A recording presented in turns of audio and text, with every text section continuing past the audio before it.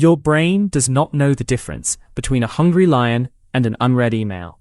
It sounds like a joke, but it is your biological reality. Right now, your body is pumping cortisol as if you were about to be eaten. Why are you constantly exhausted? Because you are fighting a war against your own biology. You try to relax. You drink tea. You meditate. You avoid everything that makes you feel uneasy. But the anxiety stays. It gets worse. You are trapped in a cycle of trying to kill a survival instinct that is meant to keep you alive. Think about it. If you had no stress, you would never finish a project. You would never hit a deadline. You would never move at all.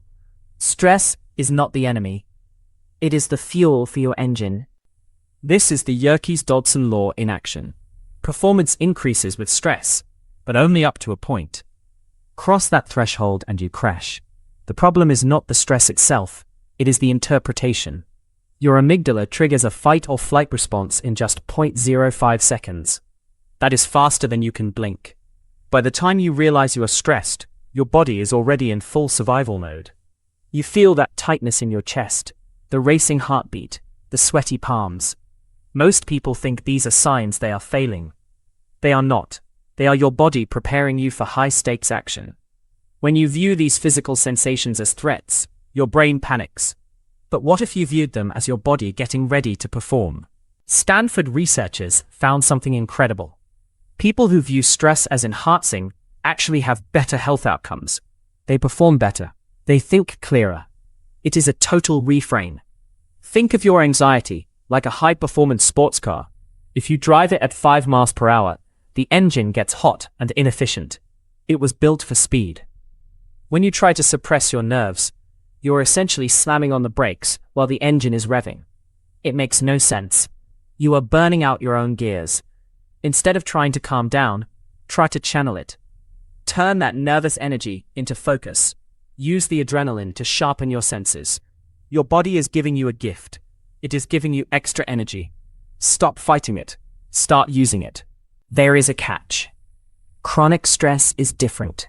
If you stay in that state for weeks or months, you shrink your own brain. Specifically, the hippocampus, which handles your emotions and memories.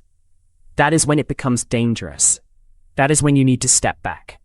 But for daily pressures, for that looming presentation, for that tough conversation, that is not chronic stress. That is acute performance energy. Learn to tell the difference. If you treat every minor inconvenience like a life or death crisis, you will eventually burn out. But if you treat your challenges as opportunities for growth, you build resilience. You become harder to rattle. You stop being a victim of your biology and start being its master. It is a skill. It takes practice. But the payoff is total control over your internal state. So the next time you feel your heart rate climb, do not reach for the exits. Do not try to numb the feeling. Take a breath. Look at your racing heart and say, "My body is preparing me for this." You are not failing. You are rising to the challenge. Use the fuel. You were built for this.